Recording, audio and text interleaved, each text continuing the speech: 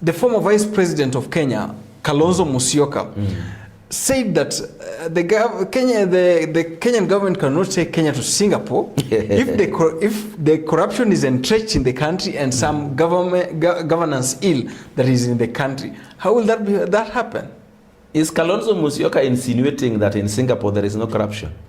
Is that what he is insinuating?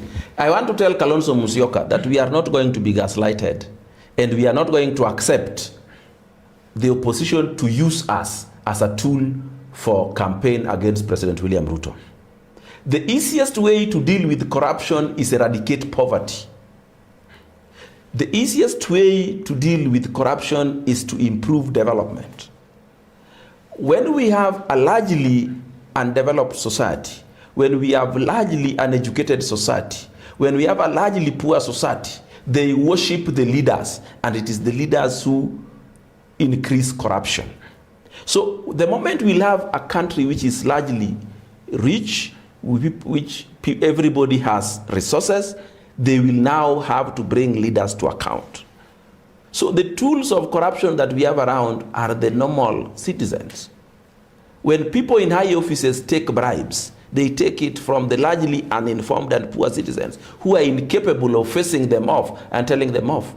Today, if you arrest a poor man on the road, he would want to give you the small money he has instead of facing off with you in the court as he goes about doing his other businesses.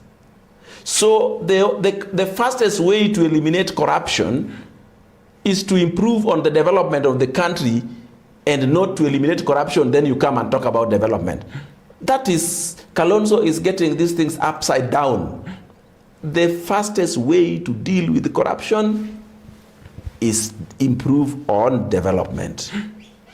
And that is why you see very developed countries have less corruption than the poorly developed countries. So Kalonzo cannot come to tell us that it is corruption that has reduced development. That is not it. Poverty is an ingredient for corruption.